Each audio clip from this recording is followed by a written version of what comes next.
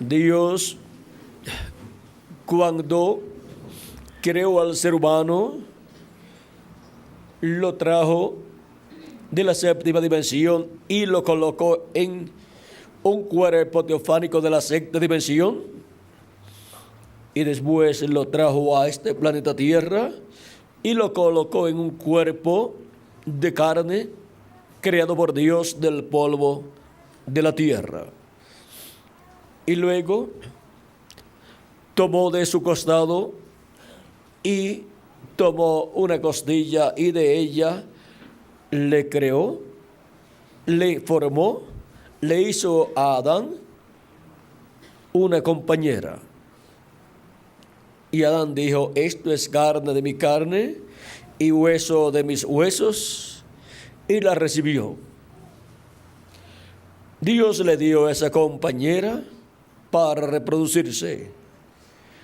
Y encontramos que en el huerto del Edén estaba la serpiente, que era la más astuta, el animal más astuto de todos los animales, y era la raza de la serpiente parecida a la raza humana que Dios había creado, y tenía espíritu, pero no tenía alma, pero tenía lugar donde iba el alma, y ahí fue donde el diablo se metió, y el alma de la serpiente vino a ser el diablo, y por eso es en este planeta Tierra la primera manifestación del diablo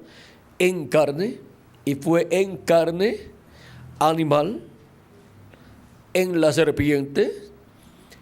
Allí estaban dos personajes muy importantes en el huerto del Edén. Estaba Dios y estaba el diablo. Y esos eran Dios, Cristo, el árbol de la vida, y el diablo, el árbol de ciencia del bien y del mal.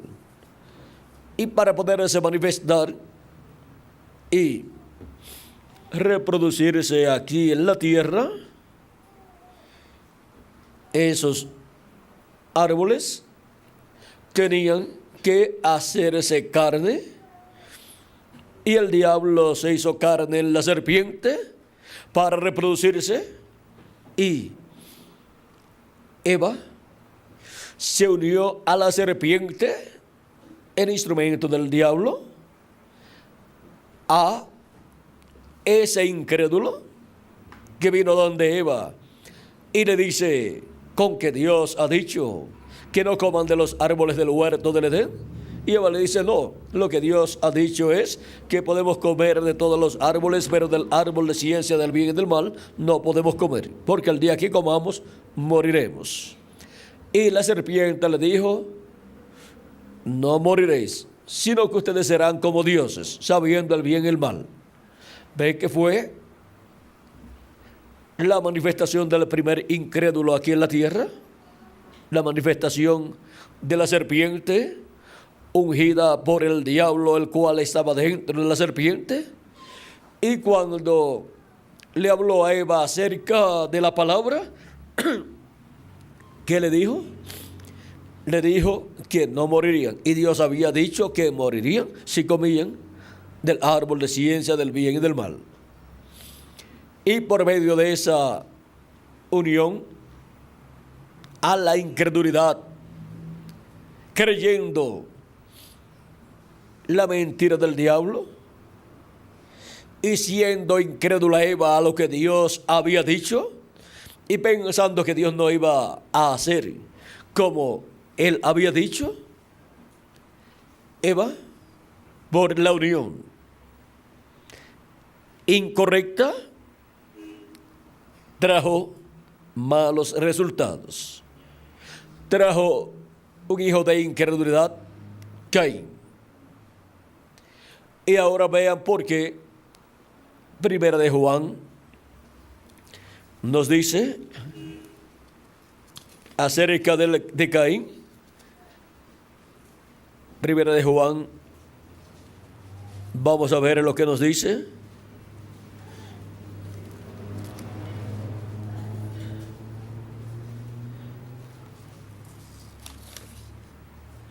(3:12) dice algo que no podemos ignorar.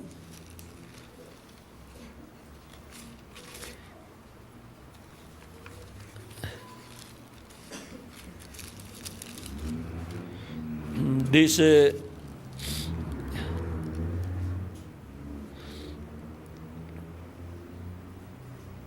no como Caín, que era del maligno y mató a su hermano. ¿Y por qué causa le mató? Porque sus obras eran malas y las de su hermano justas. Ahora vean, como dice aquí Juan, que Caín era del maligno. ¿Y quién es el maligno? El diablo. No dijo Cristo en la parábola del trigo y de la cizaña que la cizaña son los hijos del malo y el que sembró la cizaña es el diablo. Y ahora la cizaña, como seres humanos o hijos del maligno, vean ustedes, fue allá en Génesis, en donde el diablo por medio de la serpiente sembró la cizaña, o sea, los hijos del malo aquí en la tierra. Y por eso cuando luego Eva da a participar a Adán de lo mismo, Eva concibe de Adán y tiene también un hijo llamado Abel. Y ahora vean ustedes, un hijo por medio de Eva era del maligno, dice la Biblia, no como Caín, que era del maligno y mató a su hermano Abel. Y ahora Abel no era del maligno, porque Adán no era el maligno. Y Adán vino ¿de quién? De Dios. Y ahora vean ustedes cómo el hijo del maligno, Caín, mató a Abel. Fue el primer homicida que hubo en la tierra. Fue el primer homicidio que se efectuó en la tierra. ¿Inspirado por quién? Por el diablo. Y vino de un hijo ¿de quién? Del diablo, un hijo del maligno. Y ahora vean ustedes cómo las palabras de Dios se están cumpliendo cuando eso sucede, porque en Génesis capítulo 3, verso 14 al 15 dice: y Jehová dijo a la serpiente: por cuanto esto hiciste, maldita serás entre todas las bestias y entre todos los animales del campo. Sobre tu pecho andarás y polvo comerás todos los días de tu vida. Y pondré enemistad entre ti y la mujer, y entre tu simiente y la simiente suya. Esta te herirá en la cabeza, y tú le herirás en el calcañar. Ahora, así como la mujer tendría simiente,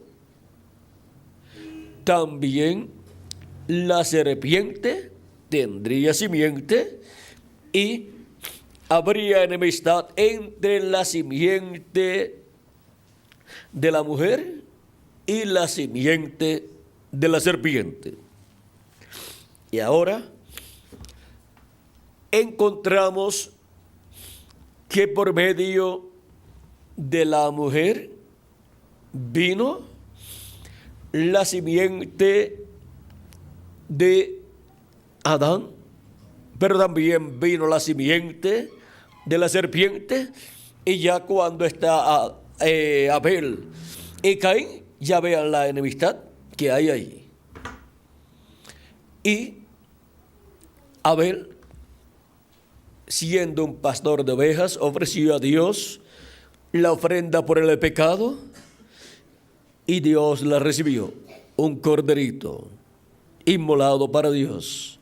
Caín ofrecía a Dios de los frutos del campo, pero los frutos del campo no cubrían el pecado, y encontramos que con los frutos del campo no se estaba representando el sacrificio de Cristo, el Cordero de Dios, en la cruz del Calvario. Sin embargo, con el sacrificio del corderito que ofreció Abel a Dios, estaba representando, tipificando el sacrificio de Cristo, el Cordero de Dios.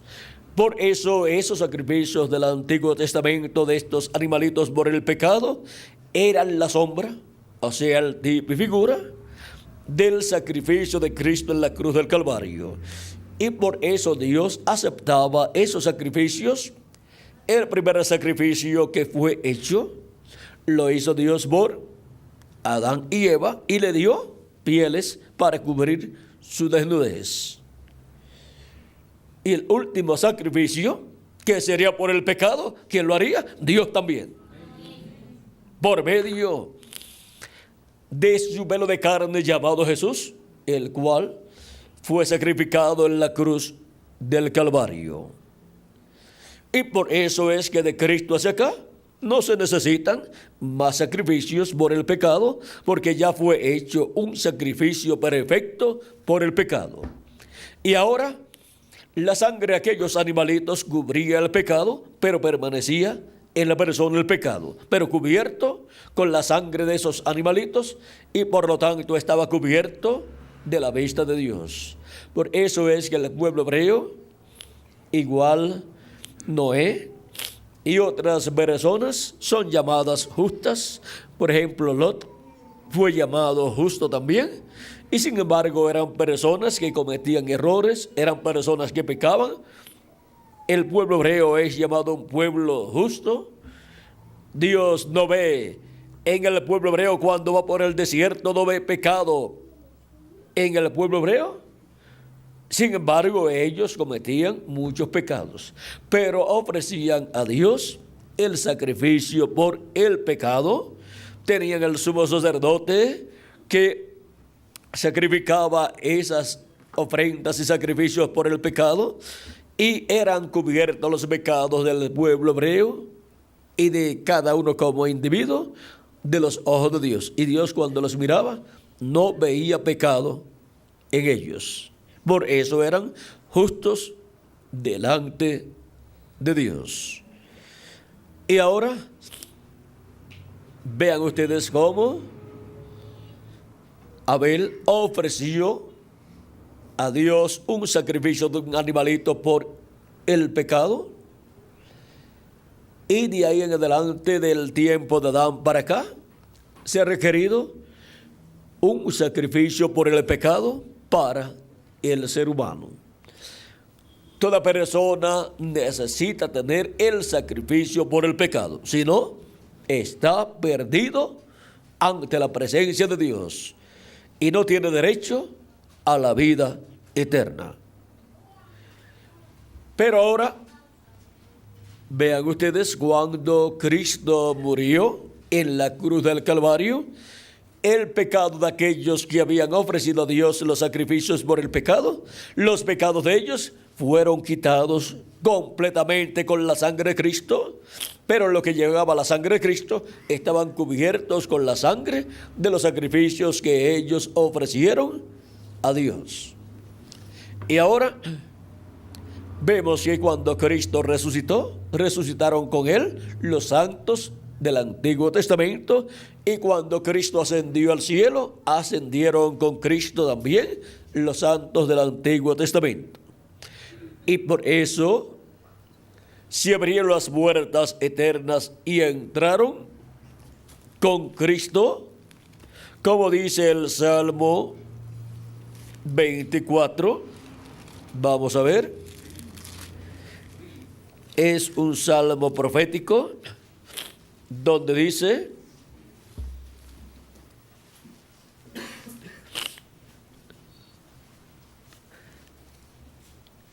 ¿quién subirá al monte de Jehová?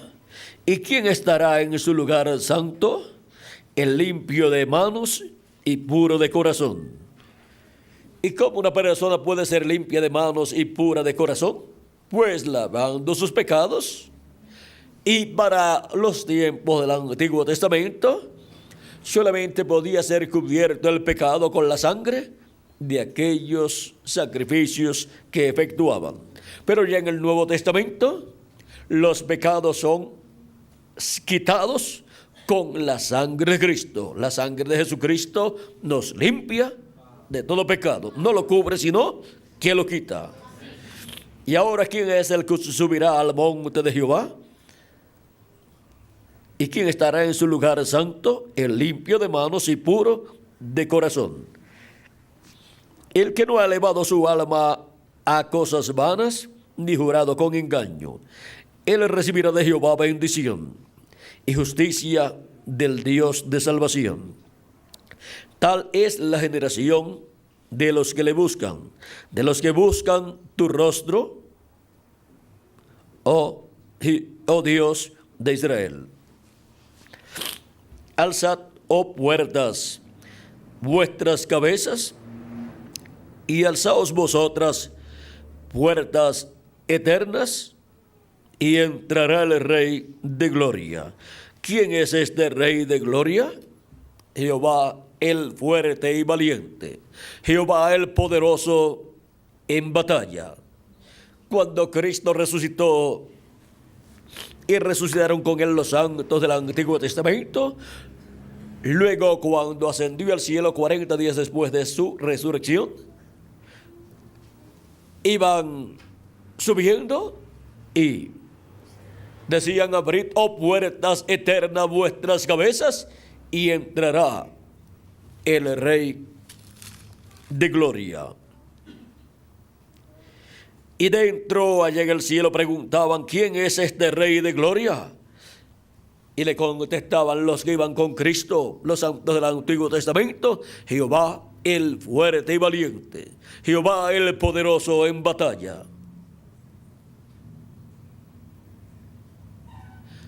Y subieron con Cristo. Y ahora, para el tiempo final en el cual nosotros vivimos, los muertos en Cristo resucitarán y nosotros seremos transformados, y luego nos iremos con Cristo a la casa de nuestro Padre Celestial, a la cena de las bodas del Cordero, luego de estar en el cuerpo eterno de 30 a 40 días aquí viviendo en él y teniendo una etapa muy importante del programa divino. Y luego ascenderemos al cielo, seremos raptados, y se dirá de nuevo: alzad, oh puertas, vuestras cabezas, y alzaos vosotras, puertas eternas, y entrará el Rey de gloria. Y preguntarán: ¿quién es este Rey de gloria? Jehová de los ejércitos, Él es el Rey de la gloria. O sea, YHWH, porque ese es el nombre eterno de Dios.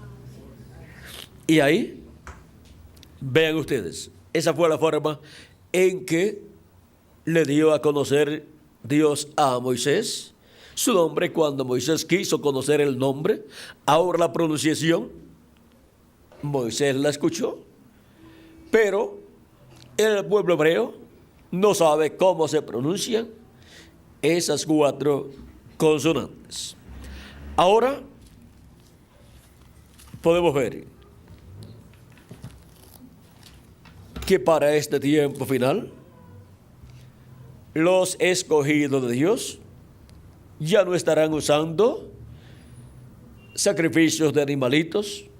Hasta el templo fue quitado en Israel, por lo tanto ni el pueblo hebreo tampoco puede tener sacrificios, ni el de la Pascua, ni tampoco el sacrificio de la expiación el día 10 del mes séptimo de cada año, porque ya no tienen el templo para llevar la sangre de la expiación al lugar santísimo y colocarla sobre el propiciatorio, que es la silla o asiento de misericordia, donde estaba Dios y los 2 querubines de oro y en medio de los dos querubines de oro, la presencia de Dios en la luz de la Shequina.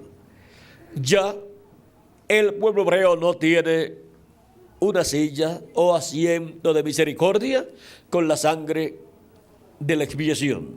Por lo tanto, el pueblo hebreo ha estado padeciendo el juicio divino por todos estos años de Cristo hacia acá. Y ha estado pasando por una tribulación terrible a causa de que no tiene el sacrificio por el pecado. Pero hay un sacrificio por el pecado y no está en el templo de Salomón ni en el templo de Moisés, pero está en el templo que representó el templo de Moisés y el templo de Salomón. ¿Está dónde? En el templo que está en el cielo. Y ese sacrificio por el pecado es el sacrificio de Cristo. Él es nuestra expiación, el sacrificio de la expiación por nuestros pecados. Y Él también es nuestra Pascua. Y ahora no se requiere un templo terrenal allá en Jerusalén, ni siquiera el templo de Moisés tampoco, sino que ya Dios ha puesto en función su templo que está en el cielo como templo donde la misericordia de Dios está siendo manifestada desde que Cristo ascendió al cielo y colocó allí su sangre sobre el lugar santísimo, sobre la silla o asiento de misericordia, que es el propiciatorio allá en el cielo. Y ahora Él ha estado haciendo intercesión como sumo sacerdote, no del orden levítico, del cual Aarón fue el primer sacerdote, sumo sacerdote, sino del orden celestial del templo que está en el cielo, y el orden sacerdotal es el orden de Melquisedec, no de Leví, no de Aarón, no de la descendencia de Aarón, sino de Melquisedec. Y ahora podemos ver que a ese orden es que pertenecen también todos los escogidos de Dios lavados con la sangre de Cristo, los cuales son reconciliados con Dios y son sacerdotes y reyes, sacerdotes del templo que está en el cielo y reyes del reino de Dios, no del reino de los gentiles. Por eso es que acá, aunque somos reyes, acá no estamos en una posición terrenal de reyes del reino de los gentiles, pero cuando estemos en el glorioso reino de Cristo, reino milenial, ahí estaremos como reyes y sacerdotes. Y ahora podemos ver que el templo que está en el cielo ha estado funcionando y de ahí ha estado saliendo la misericordia de Dios y ha estado haciendo la intercesión por todos los hijos de Dios, por el Israel celestial.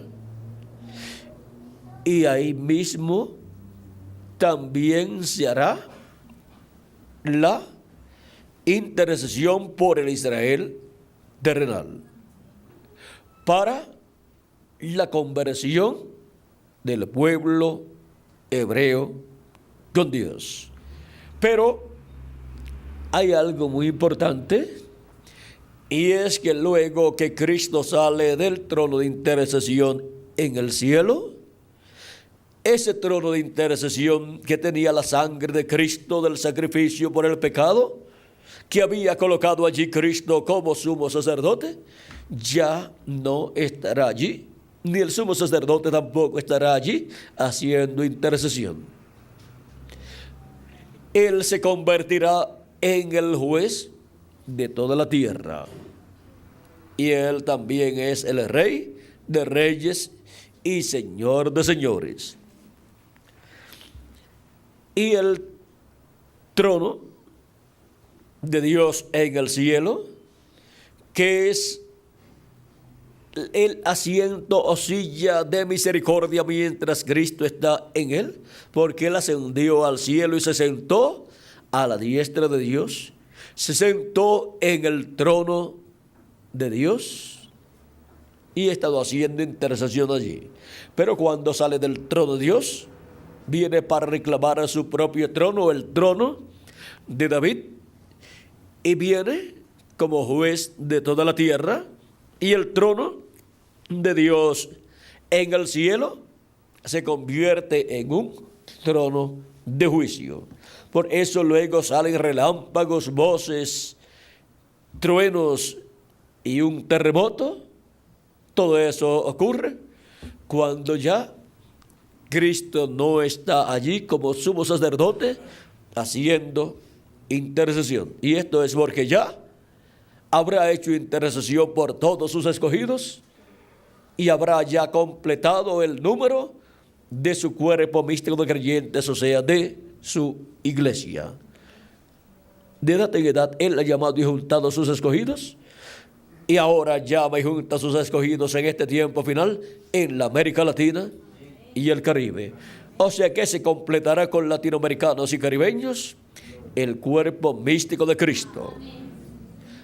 En palabras más claras, de los últimos que Dios tiene misericordia es de los latinoamericanos y caribeños, mientras Cristo está en el trono de intercesión. Y después tendrá misericordia del pueblo hebreo y se otorgará al pueblo hebreo. Ahora podemos ver este misterio que ha estado moviéndose de etapa en etapa, mientras Cristo ha estado en el cielo, en el trono de intercesión, que es el trono de Dios, donde Él se sentó cuando ascendió al cielo. Y Él recibió un nombre nuevo también. Ahora, Cristo, para el tiempo final, cuando termine de hacer intercesión hasta por el último escogido, que tiene que estar manifestado en la tierra en carne humana, luego el trono del cielo se convertirá en trono de juicio. Pero Cristo tendrá su templo. Ya no estará en el templo que está en el cielo, sino estará en su templo, que es su iglesia, manifestado en toda su plenitud. Y desde ese templo será extendida la misericordia de Cristo para el pueblo hebreo y para toda nación, pueblo y lengua, y para toda persona que vive en el planeta Tierra, para ese tiempo en donde Cristo saldrá del trono del Padre y vendrá a su iglesia. Su templo es virtual, y ahí estará, y desde ahí se hablará o misericordia o juicio para la raza humana. Y el juicio divino que salga del trono de Dios en el cielo será transmitido a la raza humana por medio del templo espiritual de Cristo, por medio de la manifestación que Cristo tendrá en su templo espiritual, en su iglesia, por medio del ministerio final de Cristo en la etapa de la edad de la piedra angular. Ese es el orden del nuevo templo, que es la iglesia del Señor Jesucristo, para cuando esté terminada la construcción de ese templo espiritual de Cristo. Mientras tanto, Él está llamando y juntando a sus escogidos y colocándolos en su templo espiritual, en la construcción de ese templo espiritual, para en el día postrero ser terminado ese templo con seres humanos y ser dedicado a Dios, así como Moisés dedicó a Dios el tabernáculo y Salomón también dedicó a Dios el templo, y vino Dios en la luz de la Shequina y moró tanto en el templo de Salomón como también moró en el templo que construyó Moisés. ¿Y donde moró? En el lugar santísimo, sobre el arca del pacto. Y de ahí le hablaba a Dios al pueblo. Y ahí es donde se efectuaba la expiación por el pecado y la reconciliación del pueblo con Dios. Ahora podemos ver que para este tiempo final será dedicado el templo espiritual de Cristo, para morar Cristo en toda su plenitud en su templo y ser manifestado en su templo, y desde su templo llevar a cabo la obra correspondiente a este tiempo final, cuando los muertos en Cristo resuciten y nosotros los que vivimos seamos transformados. Entonces ya será un templo perfecto, un templo que habrá llegado a la perfección y estará dedicado a Dios, y Dios morará en toda su plenitud en ese templo. Y desde ahí Cristo obrará grandes maravillas y milagros que Él ha prometido para el día postrero. Y bajo el ministerio de la edad de la piedra angular, que es el ministerio que obtiene la adopción para continuar ministrando en el día postrero y cumplirse toda señal, maravilla y milagro prometido para el día postrero, que llamará la atención del pueblo hebreo. Por eso es que los ministerios de los dos olivos, los ministerios de Moisés y Elías, son los que estarán haciendo las señales y maravillas correspondientes al día postrero. Y esos son los ministerios de Moisés por segunda vez y de Elías por quinta vez. Esos son los ministerios que son manifestados por Cristo, por el Espíritu Santo, en su ángel mensajero, en el día postrero. Porque ese es el Espíritu de Cristo, el cual manifestó en el Isnisbita ese ministerio, luego lo manifestó en Eliseo en una doble porción, luego lo manifestó en Juan el Bautista, luego lo manifestó en el reverendo William Branham, y lo manifestará por quinta ocasión en un hombre ungido con el Espíritu Santo del día postrero. En la página 449 del libro de los sellos, dice el precursor de la segunda venida de Cristo: y hay una sola persona quien podría dar cumplimiento a esa promesa. El único espíritu que ha estado sobre la tierra, que yo sepa, tendría que ser Elías, como fue en su tiempo, y así fue predicho que sería, porque su espíritu fue nada menos que el Espíritu de Cristo. Cuando Cristo vino, Él fue la plenitud, fue el Dios de los profetas. Y ahora, vean, fue el Espíritu de Cristo en el profeta Elías, el que estuvo manifestado y operó aquel ministerio en medio del pueblo hebreo, y luego vino en Eliseo el Espíritu de Cristo y manifestó el ministerio de Elías por segunda ocasión. Luego vino el Espíritu de Cristo, el Espíritu Santo, en Juan el Bautista, del cual el arcángel Gabriel dijo que sería lleno del Espíritu Santo aún desde el vientre de su madre. Y fue lleno y tuvo la manifestación del Espíritu de Cristo, del Espíritu Santo, operando el ministerio de Elías por tercera ocasión. Y luego vino en el reverendo William Branham el Espíritu Santo manifestado, operando el ministerio de Elías por cuarta ocasión. Y para el día posterior vendrá el ministerio de Elías por quinta ocasión, que será el Espíritu Santo operando ese ministerio de Elías por quinta ocasión. O sea que vendrá el Espíritu Santo en un hombre del tiempo final, el cual aparece en Apocalipsis capítulo 7, que es el ángel que viene con el sello del Dios vivo. Y el sello del Dios vivo es el Espíritu Santo, ungiendo a ese hombre con el ministerio de Elías por quinta ocasión. Página 399 del libro de los sellos en español.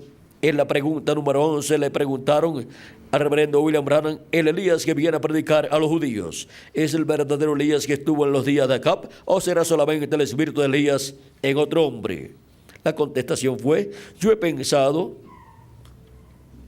déjeme decirlo de esta manera, ojalá que los hermanos que oirán la cinta lo entiendan bien. Yo he pensado que será un hombre de este tiempo ungido con ese espíritu. ¿Un hombre de qué tiempo? De este tiempo. No un hombre de 2000 años atrás. No un hombre tampoco de 3000 años atrás, sino un hombre de este tiempo. O sea, un hombre que esté viviendo en carne y hueso en este tiempo final.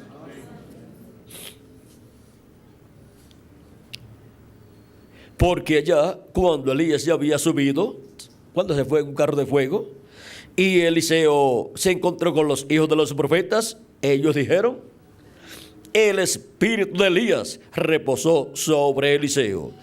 Es que Eliseo obró igual a Elías. Eliseo pidió una doble porción del espíritu que estaba en Elías, y vino el Espíritu Santo en Eliseo y operó el ministerio de Elías en una doble porción ministerial. Y para el día postrero, el mismo Espíritu Santo que ha estado en Elías, en Eliseo, en Juan el Bautista y en el reverendo William Branham operando esos ministerios, estará en el día postrero manifestado en carne humana en su ángel mensajero, operando el ministerio de Elías por quinta ocasión. Y en ese mensajero habrá una doble porción ministerial siendo manifestada por el Espíritu Santo. Porque también estará el ministerio de Moisés manifestado en ese ángel mensajero. Será el mismo Espíritu Santo operando el ministerio de Elías y el ministerio de Moisés.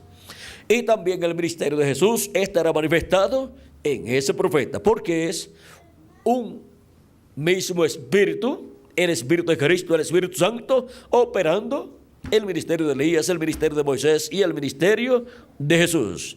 Él puede operar todos los ministerios que Él quiera, porque Él es el dueño de todos los ministerios. Él operó todos esos ministerios en todos los profetas del Antiguo Testamento, y luego estaba en Jesucristo manifestado en toda su plenitud. Por lo tanto, en Jesús estaba el Espíritu que había operado todos esos ministerios del pasado. Por eso algunas personas pensaban que Jesús era Elías, otros pensaban que Jesús era Jeremías, otros pensaban que Jesús era Juan el Bautista, otros pensaban que Jesús era alguno de los profetas, y así por el estilo. Es que bajo la unción del Espíritu Santo, Jesucristo obraba como había obrado el Espíritu de Cristo a través de los profetas del Antiguo Testamento. Y ahora, cuando multiplicó los panes y los peces, pues cualquier persona podía pensar, decir: este parece que es Moisés, porque Moisés le dio codornices al pueblo hebreo en el desierto y también le dio pan, maná en el desierto. Y ahora este nos está dando peces y nos está dando pan. También pueden decir, pues, otros podrían decir: no, puede ser Elías, porque a la viuda Elías le multiplicó el alimento, la harina. Otros podrían decir: no, puede ser Eliseo, el cual también bendijo a una mujer y recibió bendición de Dios. Otros podrían decir: no, este debe ser Juan el Bautista, porque Juan el Bautista le decía a la gente: generación de víboras, y ahora Jesús también está diciendo lo mismo. Y así por el estilo podían decir: no, debe ser este. Y cuando lo vieron llorando a Jesús, algunos podían decir: este debe ser Jeremías. Pero era nada menos que nuestro amado Salvador Jesucristo, en el cual estaba el Espíritu Santo manifestado en toda su plenitud. Y ahora, para el día postrero, vendrá la adopción de todos los hijos e hijas de Dios y la adopción del ministerio del ángel de Jesucristo, que es el ministerio de Cristo manifestado en su ángel, el cual es colocado en la edad de la piedra angular para ministrar y llegar a la etapa en que será adoptado el ángel de Jesucristo y el ministerio que el Espíritu Santo está operando en su ángel. Y por eso ese es el ministerio, tanto para la iglesia gentil como para el pueblo hebreo, y también para todos los que vivirán en el reino milenial de Cristo. Y con ese ministerio, la tierra será llena del conocimiento de la gloria de Jehová como las aguas cubren el mar, porque por medio de la enseñanza que trae ese ministerio, por medio de su manifestación en carne humana en su ángel mensajero, la revelación divina correspondiente al séptimo milenio, o sea, la dispensación del reino, es dada, traída a la iglesia de Jesucristo, y de la iglesia de Jesucristo se extenderá al pueblo hebreo y a todas las naciones. Con ese mensaje es que también son llamados y juntados todos los escogidos de Dios. Ahora, así como San Pablo nos enseña que no hagamos yugo desigual con los incrédulos en lo humano, pues esto es que los creyentes, los jóvenes, cuando se enamoran, pues deben de enamorarse de personas creyentes también, para que así la bendición de Dios sea sobre ellos y sea para bendición de ellos y de todos los seres humanos que estarán alrededor de las vidas de esas personas. Los incrédulos uniéndose con los creyentes, o los creyentes uniéndose con los incrédulos, el resultado es malo. El resultado que obtuvo Eva fue malo. Y el resultado que obtuvo Eva trajo la muerte para la raza humana y toda enfermedad y todo problema que tiene la raza humana. Y trajo al primer homicida, que fue Caín. Luego, cuando los hijos de Dios, que son los descendientes de Adán, en Génesis capítulo 5 y 6, veamos 6, capítulo 6 del Génesis dice: aconteció que cuando comenzaron los hombres a multiplicarse sobre la faz de la tierra, les nacieron hijas, que viendo los hijos de Dios, que las hijas de los hombres eran hermosas, tomaron para sí mujeres, escogiendo entre ellas. Los hijos de los hombres aquí son los descendientes de Caín. Y los hijos de Dios aquí son los descendientes de Adán. Adán tuvo a Set luego que había muerto Abel, el cual no dejó simiente, no dejó hijos, pero ahora Set sí se reprodujo y tuvo hijos y comenzaron a multiplicarse. Y el primer hijo de Set, Enos, vean ustedes, dice la Escritura que luego que nació este hijo a Set, dice, conoció de nuevo a Adán, capítulo 4, verso 25 al 26, conoció de nuevo a Adán a su mujer, la cual dio a luz un hijo y llamó su nombre Set, porque Dios, dijo ella, me ha sustituido otra simiente en lugar de Abel, a quien mató Caín. Y a Set también le nació un hijo y llamó su nombre Enos.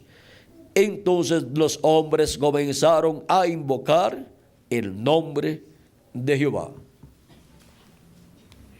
Y ahora, estos descendientes de Set son llamados los hijos de Dios, y los descendientes de Caín son llamados los hijos de los hombres. Y esa unión solamente fue de ventaja para los hijos de los hombres, o sea, la descendencia de Caín. Pero para los hijos de Dios, que vienen por medio de Adán, y de Adán por medio de Set, y Adán que vino de, y Set que vino de Adán, para los hijos de Dios, la descendencia de Set no le fue de beneficio. Ahí se mezcló más y más la sangre de los hijos de los hombres con la sangre de los hijos de Dios. Y se beneficiaron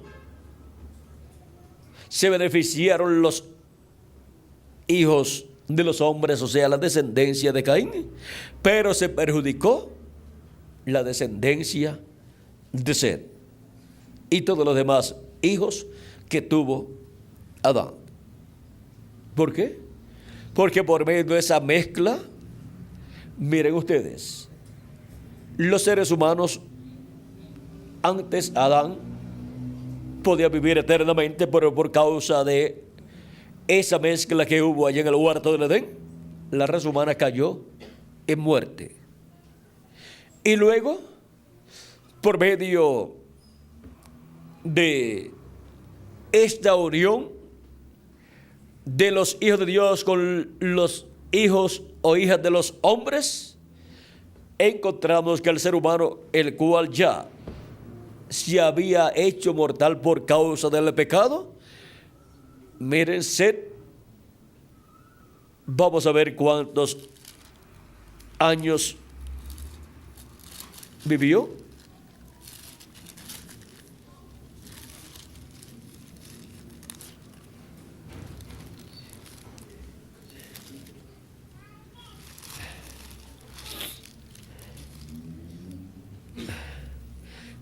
Adán vivió 930 años y murió. Set vivió 912 años y murió. Enos, el hijo de Set, vivió 905 años y murió. O sea, en el capítulo 5 del Génesis, ahí está toda esta historia de los años que ellos vivían. Miren, a los 130 años fue que Adán tuvo a Set, engendró a Set. Un hombre a los 130 años, en la actualidad, ¿dónde está?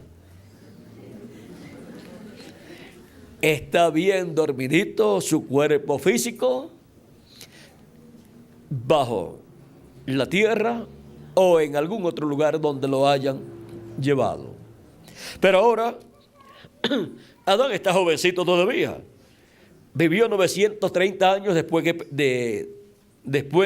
vean ustedes, después del pecado ya vino a ser mortal, pero miren, 930 años. O sea que 130 años es como, ¿cuánto diríamos? Como una séptima parte de 930 años, más o menos. Y entonces estaba en una séptima parte de su vida terrenal y mortal. Luego, Set, cuando engendró a Enos, miren cuántos años tenía. vivió Set 105 años y engendró a Enos. En la actualidad, una persona que a los 100 años engendró un hijo, pues dicen, aquel viejito engendró un hijo. Pero ahora miren, Set vivió 912 años, por lo tanto, a los 105 años todavía estaba en una novena parte de su vida. Era un jovencito. Ahora, normalmente una persona vive de 70 a 80 años. Vamos a decir una persona que viva 70 años o 80 años, una octava parte de su vida. La octava parte de su vida, ¿cuánto sería? 10 años. O sea que Set aquí, con 105 años, estaba como un jovencito de 10 años más o menos. No en estatura, sino en tiempo, porque le faltaban todavía 807 años para morir. Ahora, vean ustedes, encontramos que esta cantidad de años así llegó hasta Lamed, que vivió 777 y murió. Y después Noé vivió, ¿cuánto? Noé vivió 600, vamos a ver cuántos años. Vamos a ver a los cuántos años murió Noé.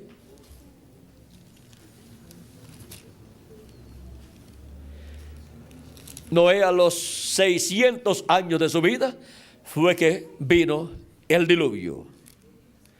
Así es que Noé, vamos a ver en qué lugar encontramos la edad de él. En Génesis capítulo 9, verso 28 al 29 dice: y vivió Noé después del diluvio 350 años, y fueron todos los días de Noé 950 años, y murió. Por más que viviera una persona, al final tenía que morir. No podía llegar a 1000 años, porque 1000 años delante de Dios es un día. Y Dios había dicho que el día que el hombre pecara o pecase, ese día moriría.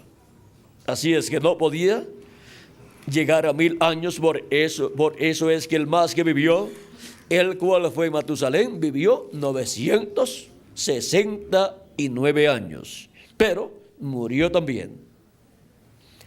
Y ahora, de esa descendencia de Adán, ya mortal, el último que vivió más, el último, fue Noé, que vivió 950 años, pero también murió. Luego viene la generación postdiluviana, y el más que vivió después de Noé fue Sem. Vamos a ver. Estas son las generaciones de Sem. Sem, de edad de 100 años, engendró a Arfaxad 2 años después del diluvio. Y vivió Sem después que engendró a Arfaxad 500 años y engendró hijos e hijas. O sea, vivió 500 años después que engendró a Sem, y engendró hijos e hijas. Y ahí terminó su vida. Y tenía, cuando engendró a Arfaxad, tenía 100 años. Y 100 años más 500 años son 600 años. Ahora vean que el hijo de Noé, Sem, vivió 350 años menos que Noé. Y 350 años menos que Noé es bastante tiempo. Y luego, Arfaxad, el hijo de Sem, dice, Arfaxad vivió 35 años y engendró a Sala. Y vivió Arfaxad después que engendró a Sala 403 años y engendró hijos e hijas. Y 403 años más 35 años son 438 años. Ahora vean cómo la vida del ser humano va acortándose más y más. La vida de esta descendencia de Adán por medio de Set. Y ahora sigue acortándose. Y Sala vivió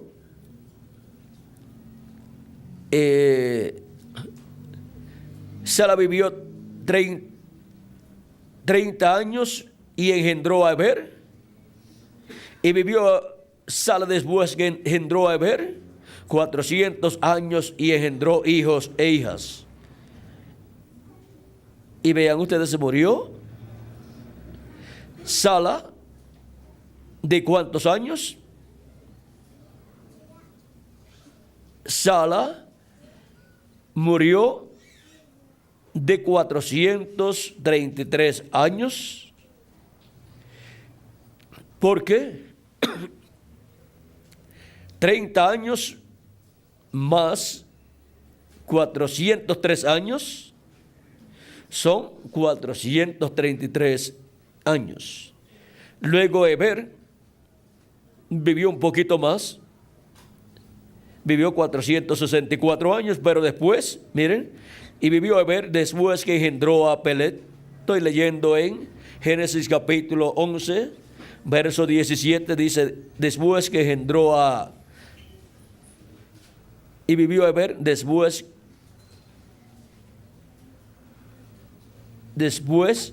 vamos a ver, Eber vivió 34 años y engendró a Peleg.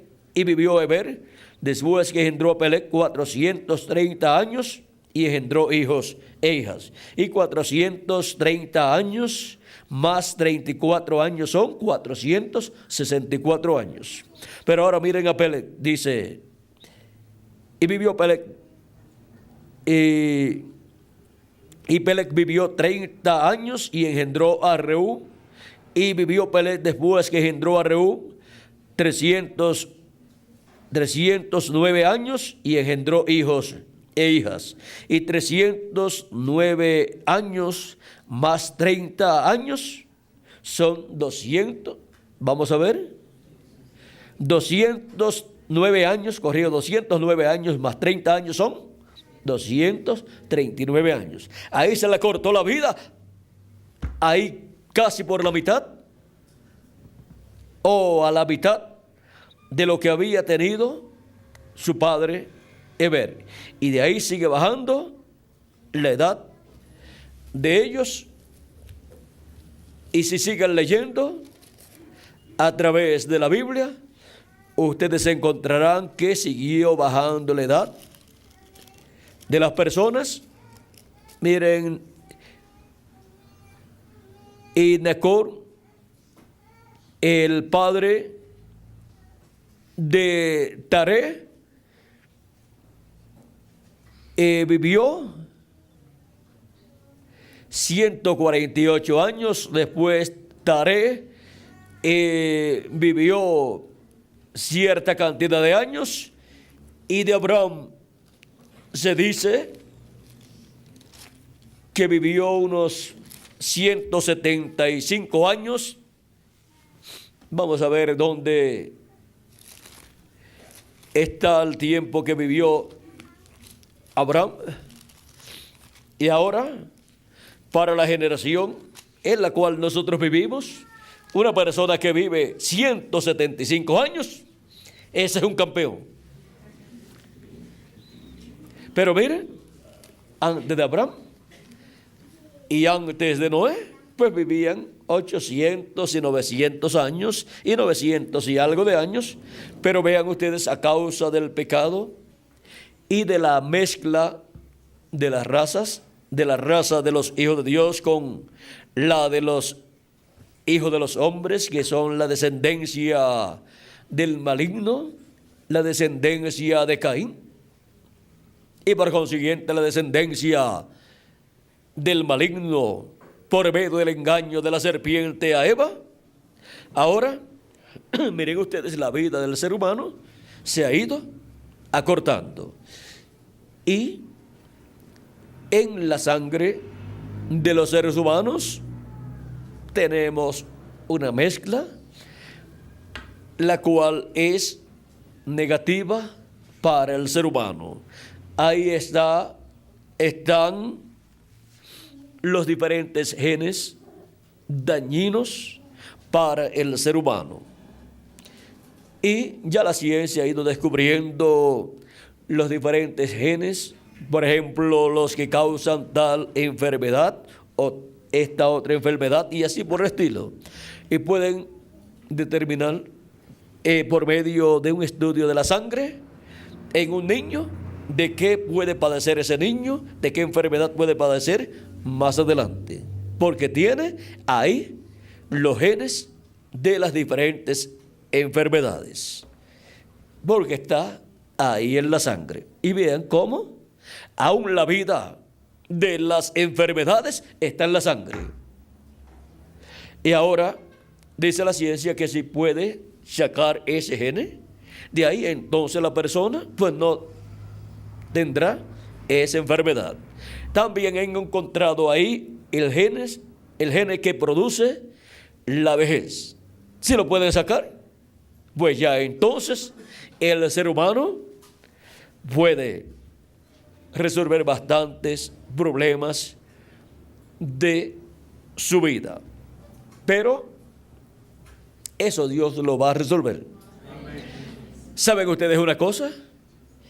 Que ya Dios nos ha dado una sangre nueva, la sangre de nuestro amado Señor Jesucristo, que nos limpia de todo pecado, y con la transformación de nuestros cuerpos y la resurrección de los muertos en Cristo, tendremos una nueva sangre en ese nuevo cuerpo, el cual no tendrá esos genes, ni de enfermedades, ni de vejez, ningún gen de muerte, sino todo será de vida. Esa es la sangre de Jesucristo. De esa sangre es que nosotros venimos, la cual hemos recibido. Y ahora, vean ustedes, nos limpia de todo pecado. Quita el pecado, lo desintegra. Y ahora nosotros en el nuevo cuerpo no tendremos los problemas que tenemos en este cuerpo. Pero mientras estamos en este cuerpo, nosotros aprovechamos bien el tiempo sirviéndole a nuestro amado Señor Jesucristo, trabajando en su obra y siendo fieles a Él. ¿Y cómo podemos ser fieles a Él? Siendo fieles a su palabra, siguiendo sus enseñanzas para nosotros. Y ahora, así como nos enseña San Pablo que no se puede hacer yugo desigual con los infieles, ahora veamos que mujeres en la Biblia representa iglesias.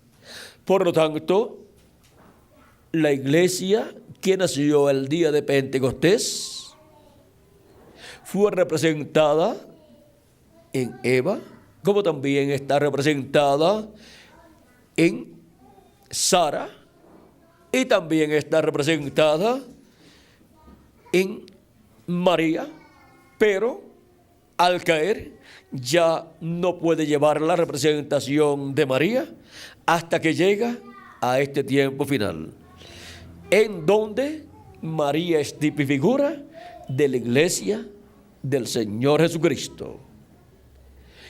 Y ahora vean ustedes, así como la serpiente engañó a Eva, San Pablo dice: me temo que vuestros sentidos sean extraviados o engañados. Y ahora la iglesia que nació el día de Pentecostés, luego perdió el primer amor allá en la etapa o edad de Éfeso, y luego la encontramos caída, como le sucedió a Eva, por unirse incorrectamente, le perdió su primer amor a Cristo y entonces se enamoró del mundo. Y allá en Nicea la encontramos caída como Eva. Pero de edad en edad, Cristo ha estado llevando a cabo una obra y han estado viniendo hijos de Dios por medio de la manifestación de Cristo a través del mensajero de cada edad. Y para este tiempo final, la iglesia es representada en la Virgen María, la cual recibió la palabra y dijo: hágase conforme a tu palabra.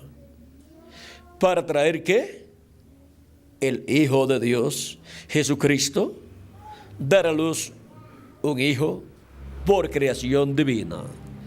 Y para este tiempo final, Cristo trae hijos e hijas de Dios por medio del nuevo nacimiento y por medio de su iglesia en la edad de la piedra angular, en cuerpos teofánicos, y pronto también traerá hijos e hijas de Dios en cuerpos físicos, inmortales, eternos e incorruptibles, glorificados, porque para este tiempo final Cristo resucitará a los muertos en Cristo en cuerpos eternos y nos transformará a nosotros los que vivimos.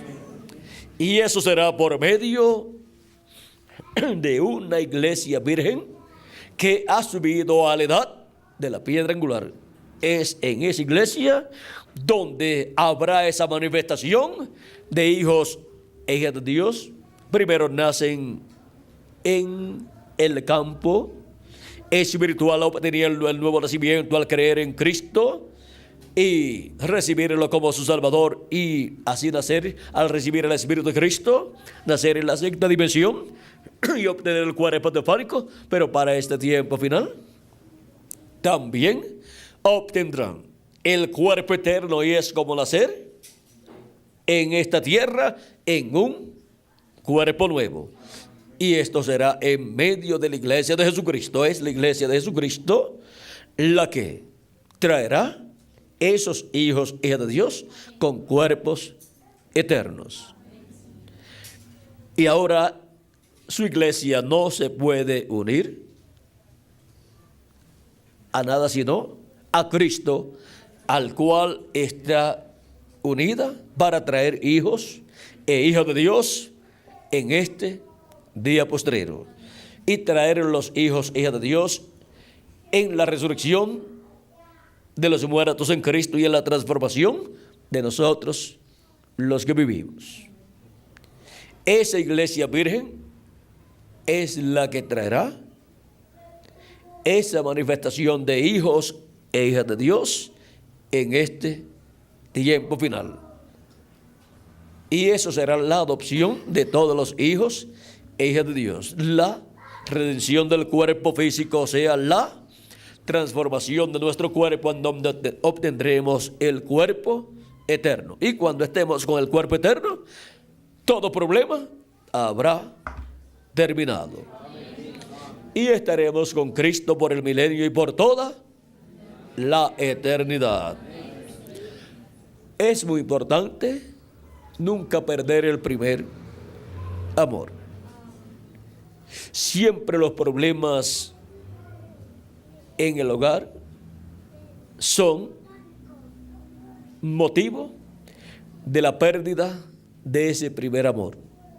No puede la persona dejar que se enfríe ese primer amor, porque después vienen problemas si pierde uno de los dos el primer amor, como le pasó a la iglesia en la edad de Éfeso, de la cual Cristo dice que había perdido su primer amor, su amor a Cristo. Y por eso se unió al mundo y produjo así los muchos problemas que existen en el cristianismo y en las muchas interpretaciones y muchos productos híbridos en medio del cristianismo, o sea, muchos Caínes. Bueno, hemos visto los problemas que se obtienen cuando se hace una unión mala, una unión incorrecta.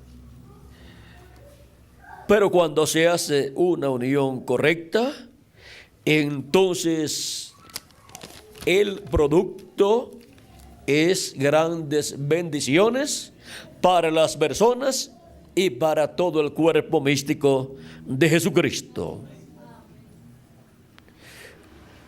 Una mala unión trae malos resultados. Una buena unión trae buenos resultados. Y cuando se tiene una buena unión, entonces vigile que no se enfríe ese primer amor. Hay que mantenerlo siempre para que así no se pierda la bendición que hay en esa buena unión que se ha hecho.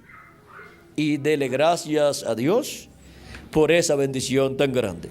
Pero los que no hayan hecho una buena unión y su compañera o su compañero no sea un creyente, pues ya se metió en ese problema, o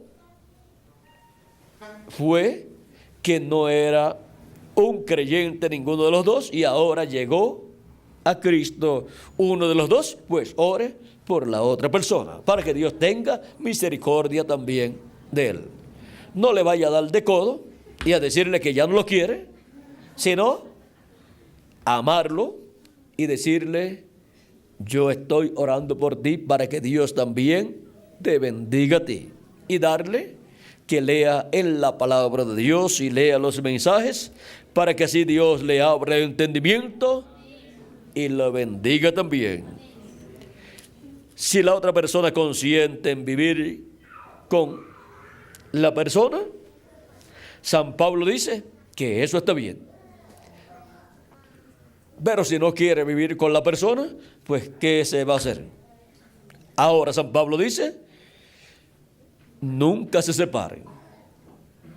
No se separen para que el diablo no tiente a ninguno de los dos. Porque si se separan, el diablo, pues al hombre le va a traer otra persona y a la mujer le va a traer otro hombre que le va a llamar la atención, y ahí viene la tentación tanto para la mujer como para el hombre, y después se encuentran en problemas. Dice San Pablo: solamente si se separan sea para la oración y algo importante en las cosas de Dios, que así lo requiera.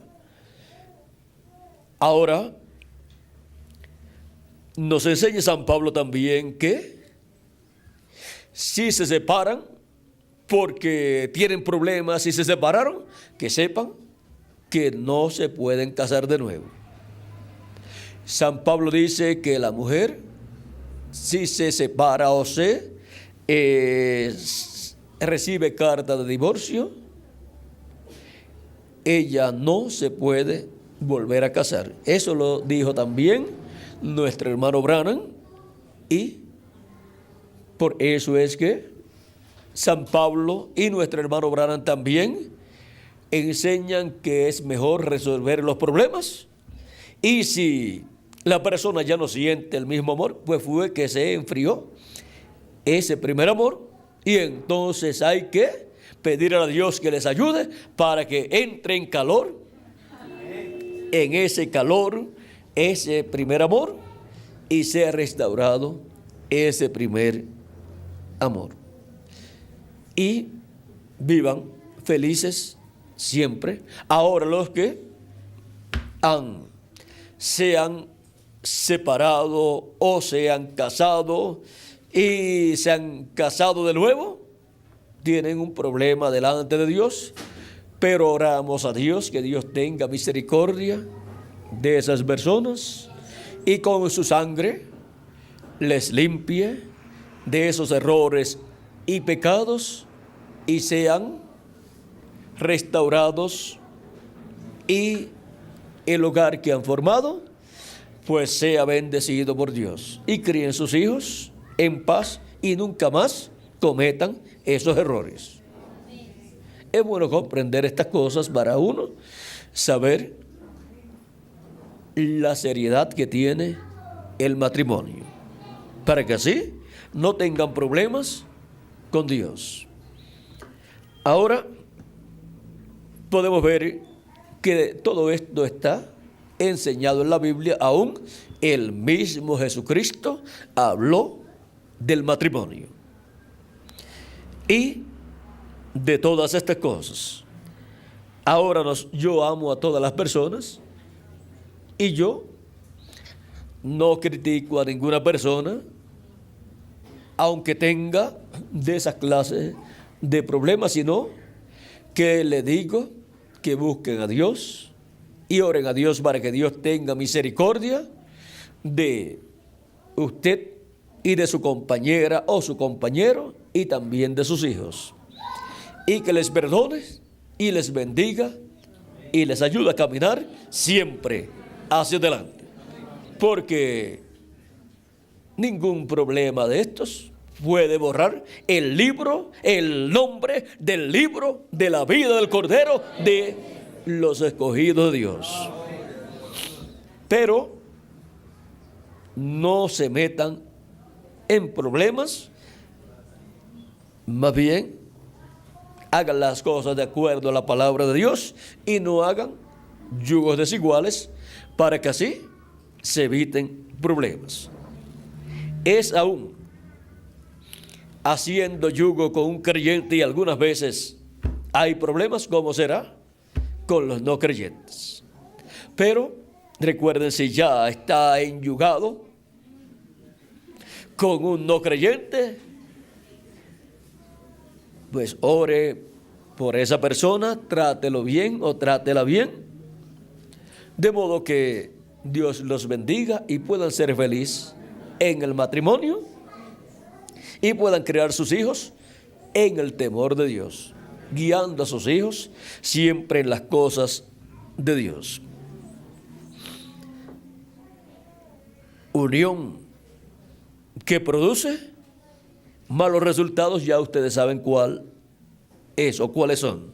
Pero la unión que produce buenos resultados es la unión que es de acuerdo a la palabra de Dios, a las leyes divinas. Y eso es así para nosotros como individuos, y es también así en el campo espiritual para la iglesia del Señor Jesucristo.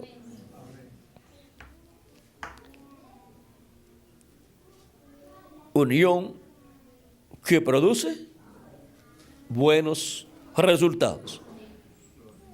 Esa es la unión que todos queremos tener.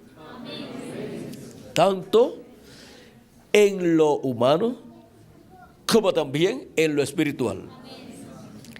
Y la unión con Cristo de cada persona es la que produce los buenos resultados.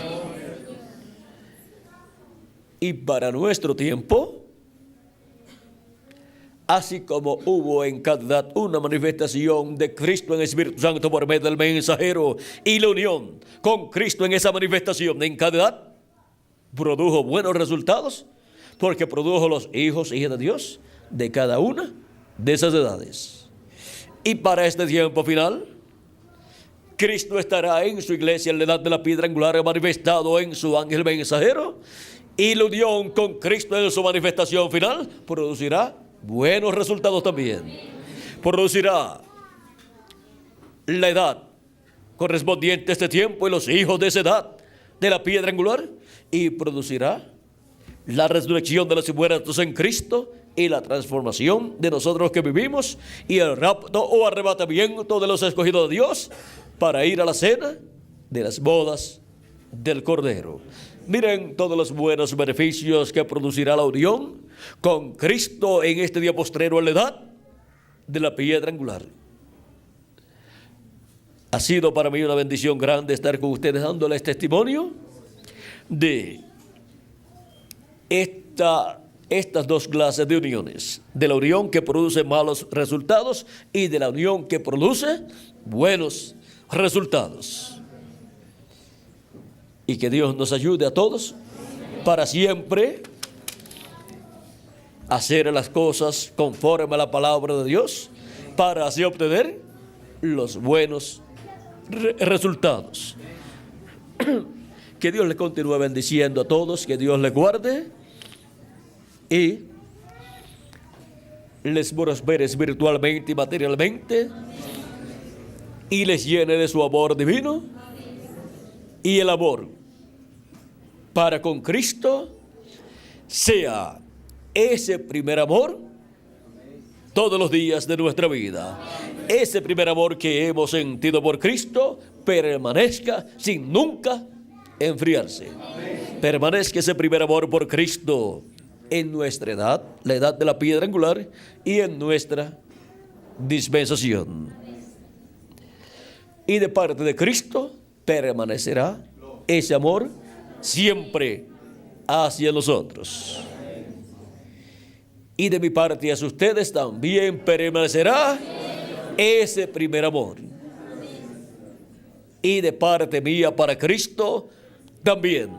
Y de parte de ustedes también. ¿Saben ustedes una cosa? Que nuestra edad, la edad de la piedra angular, es la edad del amor divino. Y ese amor divino nunca se enfriará. Ese amor divino permanecerá y con el fuego del Espíritu de Dios manifestado todos los días de nuestra vida terrenal, en este cuerpo terrenal, y luego en el cuerpo nuevo, en el cuerpo glorificado.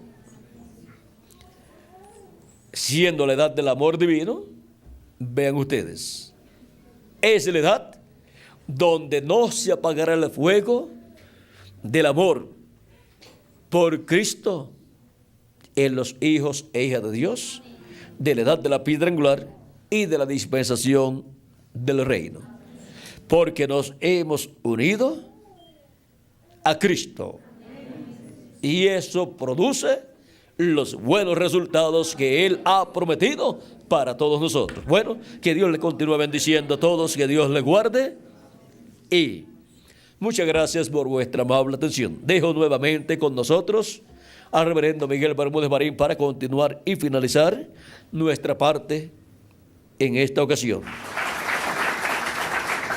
Esa es la mejor unión que el ser humano puede hacer, y es con Cristo, nuestro Salvador.